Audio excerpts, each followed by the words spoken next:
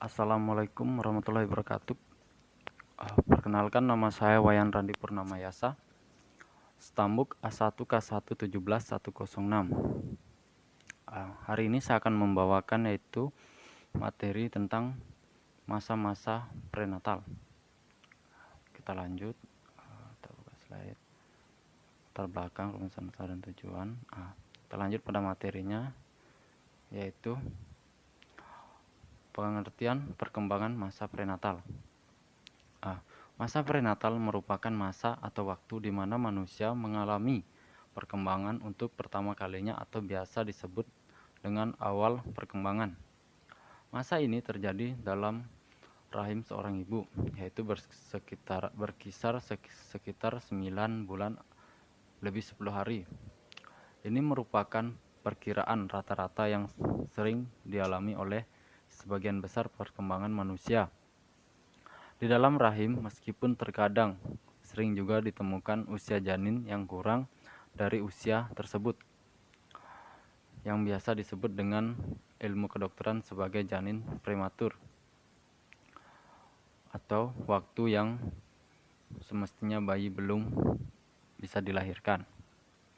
Kita lanjut, yang kedua itu ciri-ciri perkembangan masa prenatal. Yang pertama, pada saat ini sifat-sifat bauran yang berfungsi sebagai dasar bagi perkembangan selanjutnya diturunkan sekali untuk selamanya. Yang kedua, kondisi-kondisi yang baik dalam tubuh ibu dapat menunjang perkembangan sifat bawaan, sedangkan kondisi yang tidak baik dapat menghambat perkembangan, bahkan sampai mengganggu pola perkembangan yang akan datang. Yang ketiga, jenis kelamin. Individu yang baru diciptakan sudah dipastikan pada saat pembuahan dan kondisi-kondisi dalam tubuh ibu tidak akan mempengaruhinya, sama halnya dengan sifat bawaannya. Yang keempat, perkembangan dan pertumbuhan yang normal lebih banyak terjadi selama periode prenatal dibandingkan pada periode-periode lain dalam seluruh kehidupan individu. Yang kelima, periode prenatal merupakan masa yang mengandung banyak bahaya baik fisik maupun fisiologi. Yang keenam, periode prenatal merupakan saat di mana orang-orang yang berkepentingan membentuk sikap-sikap pada diri individu yang baru diciptakan. Oke, kita lanjut slide-nya. Tugas perkembangan pada masa prenatal. Pada masa prenatal, ini merupakan masa yang sangat penting karena di mana manusia mulai proses pembentukan dan beberapa aspek perkembangan seperti terbentuknya kecerdasan, kepribadian, kemampuan, bakat, dan lain sebagainya. Oleh karena itu, banyak orang tua yang sangat memberikan perhatian lebih terhadap calon buah hatinya untuk kebaikan si calon bayi secara sempurna dan matang. Tugas perkembangan pada masa prenatal di sini, misalnya pada ibu hamil, di mana ibu hamil harus mempersiapkan bekal untuk proses perkembangan si calon bayi, mulai dari asupan makanan yang nantinya akan berpengaruh gizi bayi, seperti sayur-sayuran, buah-buahan, dan nutrisi penting lainnya. Bukan hanya itu saja yang harus dipersiapkan, kondisi mental seorang ibu yang sedang hamil juga nantinya akan memiliki pengaruh besar terhadap perkembangan si calon bayi. Oleh dari itu, banyak ibu hamil yang harus sering mengontrol emosinya yang sangat tidak stabil ketika mengandung. Oke, kita lanjut slide-nya. Selanjutnya yaitu tugas perkembangan adalah suatu tugas yang ditimbulkan pada periode tertentu dalam kehidupan seorang Ada beberapa teori yang mendorong perkembangan, yaitu yang pertama, teori dorongan atau motivasi. Dikemukakan oleh Morgan bahwa segenap tingkah laku distimulir dari dalam atau bahwa motivasi adalah merupakan dorongan keinginan sekaligus sebagai sumber daya penggerak melakukan sesuatu yang berasal dari dalam dirinya. Yang kedua itu Head 1993 mengemukakan bahwa teori dinamisme di dalam organisme yang hidup selalu ada usaha yang positif. Ia akan selalu mencari pengalaman-pengalaman baru. Teori yang ketiga yaitu Kartono berpendapat bahwa ekstensi anak dipastikan oleh adanya yang pertama itu segenap kualitas hereditas, yang kedua pengalaman masa lampau dan masa sekarang dalam suatu lingkungan sosial tertentu, dan sebagai produk proses pembelajaran secara kontinu. Teori yang keempat yaitu Figures 1953 mengemukakan bahwa perjalanan hidup seorang ditandai adanya tugas-tugas yang harus dipenuhi. Secara garis besar, Halfigus menegaskan bahwa tugas-tugas perkembangan yang dilakukan seseorang pada masa kehidupan tertentu adalah disesuaikan dengan norma-norma sosial serta norma-norma kebudayaan. Tugas-tugas perkembangan dituntut adanya korelasi antara potensi diri dan pendidikan yang diterima anak serta norma-norma sosial budaya yang ada. Tugas perkembangan pada masa prenatal secara ekspresif. Yang kelima yaitu teori yang kelima, Hurlock 1978 menyatakan bahwa sebagai masa dalam kandungan termasuk di dalam masa konsepsi, tugas penting bagi semua orang untuk mengetahui perkembangan anak mulai dari masa prenatal hingga ke masa-masa perkembangan berikutnya.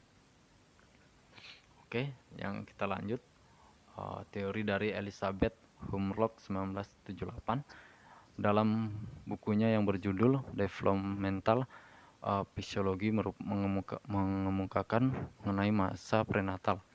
Yang pertama, prenatal yaitu masa konsepsi, yaitu anak sampai umur 9 bulan di kandungan ibu. Yang kedua, masa prenatal. Ibu masa prenatal. Yang pertama, infancy atau neonatus, dari lahir sampai usia 14 hari, penyesuaian terhadap lingkungan. Yang kedua, masa bayi 2 minggu sampai 2 tahun. Bayi tidak berdaya dan sangat bergantung pada lingkungan, dan kemudian atau karena perkembangan anak mulai berusaha menjadi lebih independen. Yang ketiga, masa anak lebih dari 2 tahun, anak belajar menyesuaikan diri dengan lingkungan sehingga dia merasa bahwa dirinya merupakan bagian dari lingkungan yang ada. Ya, kita lanjut pada tahapan perkembangan masa prenatal. Yang pertama itu tahap germinal. Tahap germinal atau yang sering disebut dengan periode zigot, ovum atau periode nufah adalah periode awal kejadian manusia. Periode ini dikira-kira berlangsung 2 minggu pertama sejak pertemuan antara sel sperma laki-laki dan sel telur perempuan, yang dinamakan pembuahan. Saat itu sel sperma bergabung dengan sel telur yang kemudian menghasilkan satu bentuk sel baru yang disebut zigot. Ini kemudian membelah menjadi sel-sel yang disebut blastokis. Setelah sekitar 3 hari, blastokis mengandung sekitar 60 sel Pada saat terjadi embelan, blastokis ini mengapung dan berproses di sepanjang tubuh falopi. Yang kedua yaitu tahapan embrio. Tahapan yang kedua itu tahapan embrio. Tahapan kedua yaitu tahapan embrio yang dalam fisiologi Islam tersebut alaqioh, yaitu segumpalan darah yang semakin membeku. Tahapan ini dimulai dari 2 minggu sampai 8 minggu. 8 minggu yang ditandai dengan perubahan organ utama dan sistem fisiologis. Ukuran panjang sekitar 1 inci. Pada tahapan ini pertumbuhan terjadi dalam 2 pola, yaitu cephalokal dan proxima distal. Dalam tahapan ini juga terdapat 3 sarana yang membantu perkembangan yang struktur anak, yaitu kantong animator, plasenta, dan tali pusat. Yang ketiga tahapan janin. Di sini nih tahapan janin atau fetus stage. Tahapan janin atau fetus stage.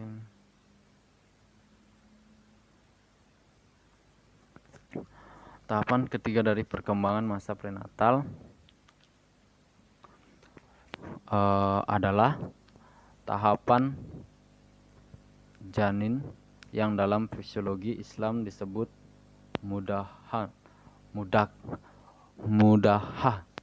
Tahapan ini dimulai sejak usia 9 minggu sampai lahir. Setelah 8 minggu kehamilan, embrio berkembang menjadi sel-sel tulang. Dalam tahapan ini ciri-ciri fisik orang dewasa mulai terlihat jelas. Pada tahapan inci, panjang janin kira-kira 3 inci dan beratnya 3-4 ons. 3/4 ons yang spontan dapat menggerakkan kepala, tangan, kaki, dan jantung mulai berdenyut. Selanjutnya yaitu faktor-faktor yang pengaruhi perkembangan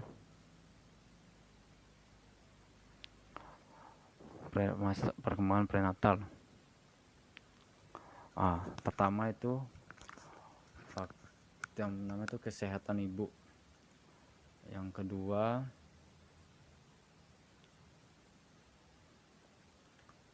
gizi ibu. Yang ketiga pemakaian bahan-bahan kimia oleh ibu. Yang keempat tahayul dan kenyataan di Indonesia. Yang kelima keadaan dan ketegangan emosi ibu. Yang keenam yaitu sinar X atau X-ray dan kehamilan. Itu saja presentasi dari saya. Saya ucapkan terima kasih dan saya tutup. Wassalamualaikum warahmatullahi wabarakatuh. Selamat sore.